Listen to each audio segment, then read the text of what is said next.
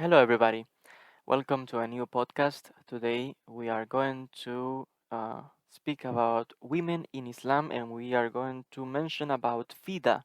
Who was Fidda? She was a famous woman from al-andalus, what is today Spain and Portugal. She lived in the Middle Ages and was a very pious and religious woman of great reputation. Many people used to go to her home looking for help. She was quite famous because of the power of her prayers. Even sheikhs used to go to her home looking for blessings, for instruction, learning. Um, there is also a tale that says that she had a goat that was able to give milk and honey.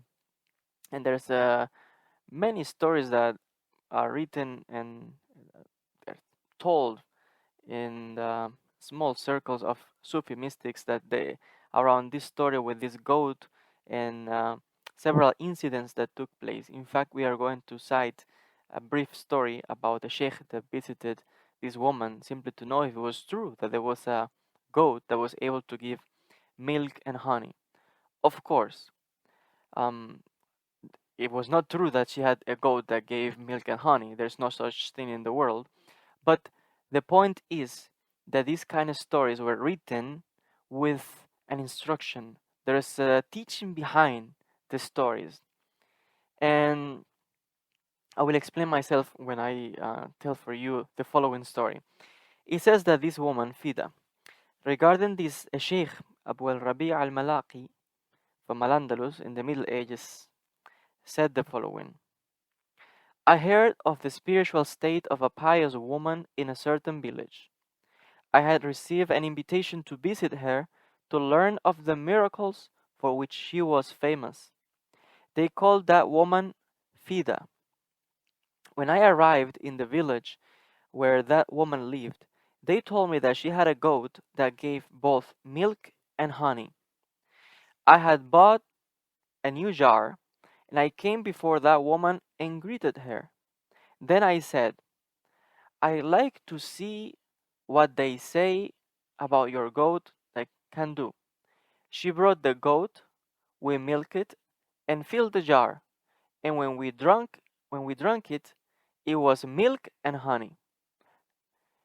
I asked her the story of this. She said, we had a goat, though we are poor folk. On the day of the Eid festival, at the end of the fasting month of Ramadan, my husband, who was a pious man, said, today we will sacrifice this goat. I said, why? We are excused from making the sacrifice because of poverty, and God Most High knows how much we need this goat. By chance, a guest happened to arrive that day, so I said to my husband, we are obliged to honor the guest. Get up and kill it, meaning kill the goat. But do it some place where the children will not see, since killing it will make them cry. He took it outside to sacrifice it behind the wall. Suddenly I saw that the goat had jumped on the wall of the house and then came down into the house. I said, maybe that goat is running away from my husband. I went outside and I saw that he was skinning the goat. I was amazed, and I told the tale to my husband.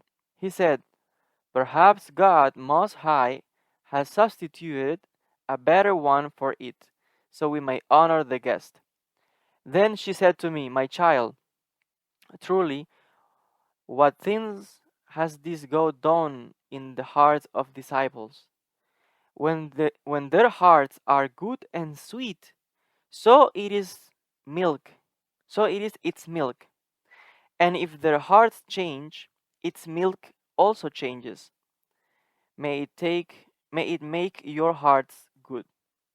Imam Yafi'i says, by disciples, that woman means herself and her husband, but she mentioned it in a general way for the sake of veiling and concealing, and to encourage disciples for the benefit of their hearts.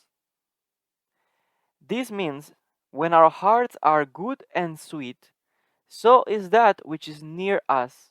Therefore, may it make your hearts good, so that which is near to you may be good. So basically, this is one of the stories that goes around about this woman, very pious woman, Fidda.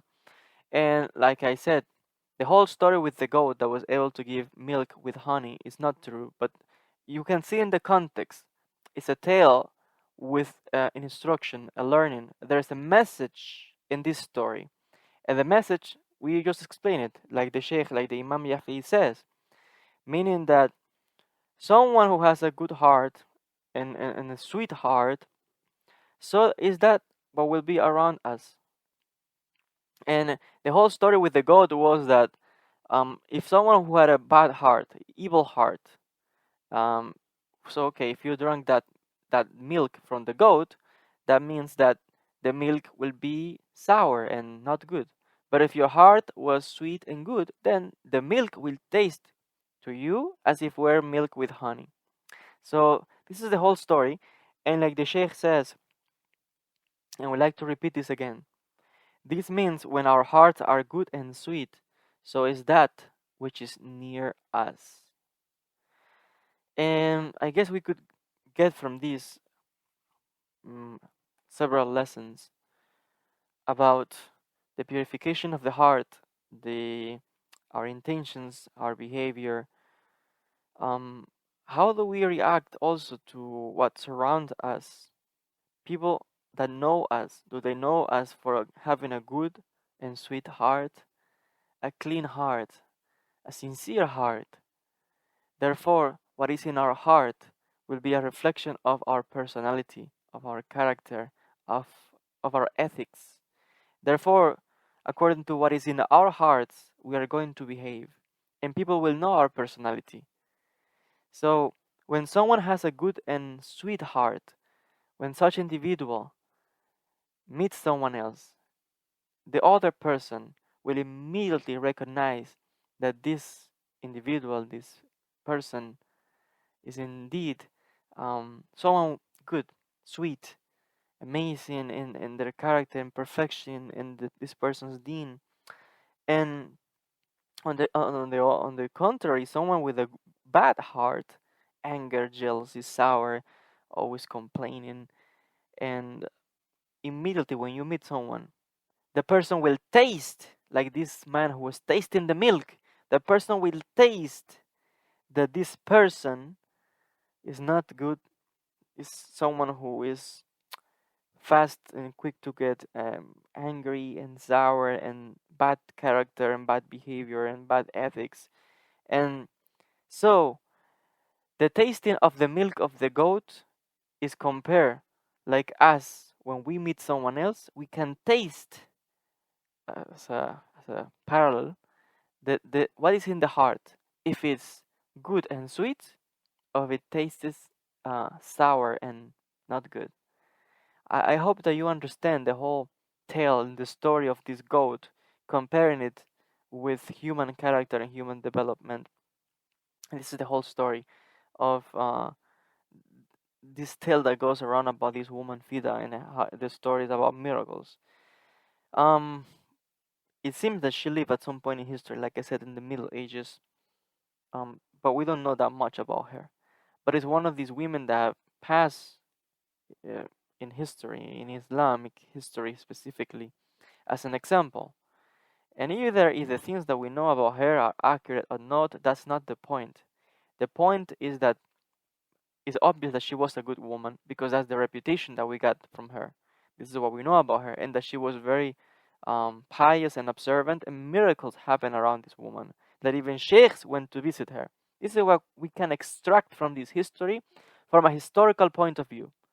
The other side is the stories that goes around, but still there is a moral lesson. There's a learning, and perhaps who knows? Maybe this story of the goat was one of the teachings that she used to teach to someone else and that passed until our days. Okay, I want to finish this podcast as always, thanking you for listening, and don't forget to share it with your friends, family. If you like it, give it a like. And as always, we'll see each other in the next podcast or the next video. We will continue with more on Islamic history, philosophy, psychology, and many other topics. Thank you so much, and we'll see each other in the next podcast.